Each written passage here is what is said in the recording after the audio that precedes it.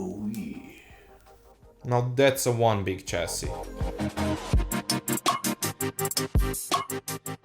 Hi guys, Matthew here and welcome back again to my channel. Some of you maybe recognize this chassis next to me, and it's because this is a new revision of the existing model. This is Be Quiet's Dark Base Pro 900 Revision 2, Orange Edition in particular, a full tower chassis intended for users who have two things on their mind: a quiet PC and a decent airflow. And a very cool minimalistic design, and a big spacey chassis, and a lot of features. That's 5 things then. I'm done now.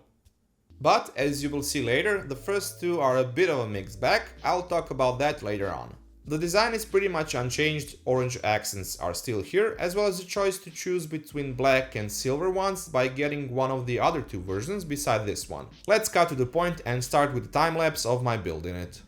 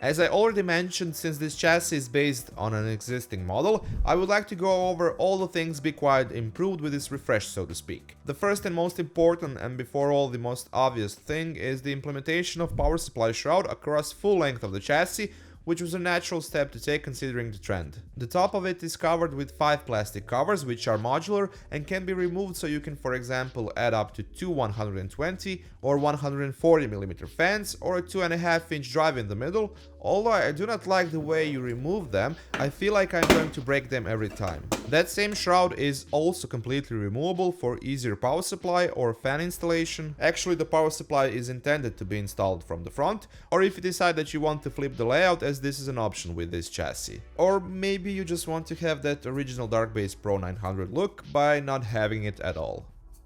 Behind that shroud I've put a Be Quiet's power supply, one of their newer ones, the Pure Power 11 series, coming in with an 80+ gold efficiency certification and having a semi-modular cable setup, while you can also get the non-modular version of it, which with its less powerful 300 and 350 watt models comes in as an 80+ bronze model, while beside those the series ranges from 400 to 700 watts in power, which was the model I had here. Back there you'll get more than enough space to place it without any problems, as well as plenty of room for the power cables coming out of it, while you can still move its position a few centimeters back or forward.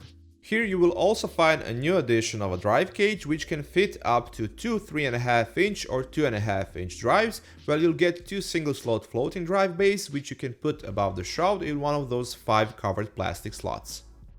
Those can also be just partially moved in case you want to run cables behind them, while you can purchase additional drive bays if you want to populate other slots. I still do find the lack of individual 2.5-inch drive trays a bit disappointing. We just have one behind the motherboard tray, plus that one on the power supply shroud, which feels more like an afterthought. Staying on that backside of the motherboard tray, you can see the revised fan and LED controller, where we now have a support for up to 8 fans instead of 4, while LEDs are now 12 volts and you can connect and sync them with standard 4-pin strips. The toggle switch for performance and silent mode is still here, while the LED strips can be controlled over a switch on the front panel, which replaces the reset switch. Speaking of the LED strips, you'll get 2 12V RGB strips, which are not flexible since they're on PCB, and you can place them using double-sided tape, which is pre-applied.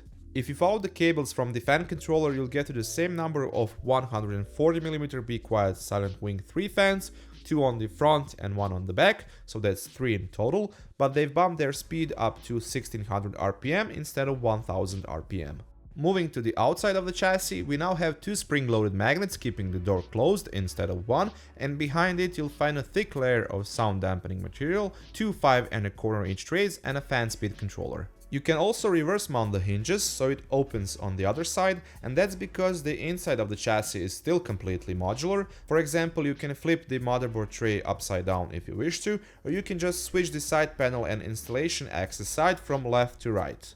The tempered glass side panel is still held by 4 screws. They were slightly changed. While I personally don't like how its installation and mounting is handled, feels a bit sketchy and reminds me of the early years when the whole trend of tempered glass side panels first started. Other than that, it's pretty tinted and reflective, while the bottom and upper edges are completely blacked out, so it covers the inner framing of the chassis. Lastly, as a final point of upgrade above that front panel door, we have the front panel connection array, which is now on the right side updated with one USB 3.1 Gen 2 Type-C port and one quick charge USB 2.0 port instead of two regular USB 2.0 ports, while on the left we still have two USB 3.0 ports, and in between your usual array of audio in and out ports, LED indicator for the drive, power on switch and that toggle switch for RGB lighting.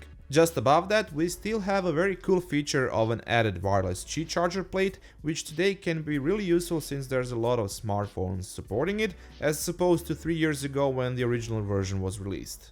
That's pretty much it in terms of the novelties added onto this new revision, and as for my time that I spent building in it, it was really hard to find something to complain about. Bottom line, nothing major was changed compared to the previous version, but I would like to run through it with you again, especially since I didn't have a chance to do a build in the original model. You can also notice that I've put the massive Be Quiet's Dark Rock 4 Pro Air CPU cooler just to see how the chassis can handle it, but there was no problem whatsoever in terms of the clearance, and if you want to see how this model handles cooling CPUs, be sure to check out my review on it in the right top corner of this video. As for the graphics card clearance, yeah, obviously no problems at all in regards of that too. Even if you would to populate some of the drive bays next to it, it can still take up to 325mm long GPUs in that scenario. The cable management was a breeze thanks to an ample amount of cutouts, part of them being with rubber grommets, cable and velcro tie points, which you'll get in the bundle, and other tuck-in and holding point areas like these rails at the top and bottom. As you already saw down there's more than enough space for tucking in the excess power supply and other cables, while there's enough space between the back motherboard tray and the right side panel for the cables, although the sound dampening foam on it's up a few millimeters.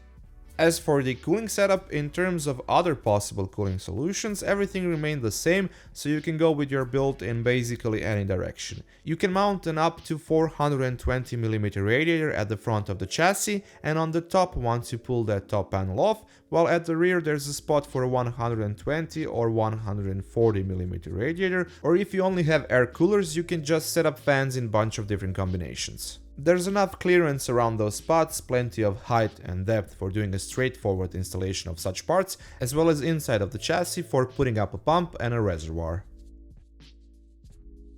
Of course, all of those fan and air intake points have dust filters. The two main ones are still present at the front and bottom, while we also have a right side panel one for that adjustable cover. Besides the right side and front sound dampening material, which I already mentioned, we also have one at the top, plus the glass has a good sound dampening properties too. Speaking of the sound, depending on what you want to achieve, you will have to play with the chassis fan setup, particularly in how fast would you like them to run. It's a game of compromises. As with the lowest silent settings, you won't get great airflow, in translation higher GPU and CPU temperatures, while doing the opposite of that you will get lower temperatures, but pretty noticeable noise. Here's a short audio snippet of different fan setups and how loud the chassis gets under full load in different scenarios.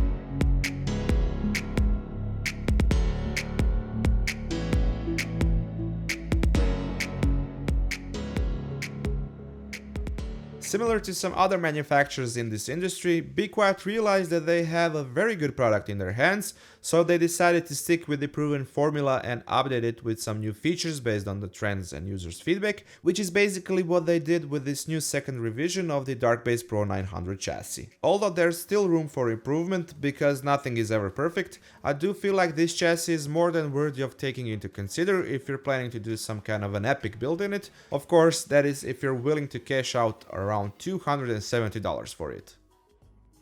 That's it for this time from me. Thank you once again for watching. Toss me a thumbs up if you enjoyed my content, that really helps a lot. And if you like what you saw, feel free to subscribe, and if you already are, be sure to press that notification bell down below so you don't miss out on a new video. And until then, catch you later guys.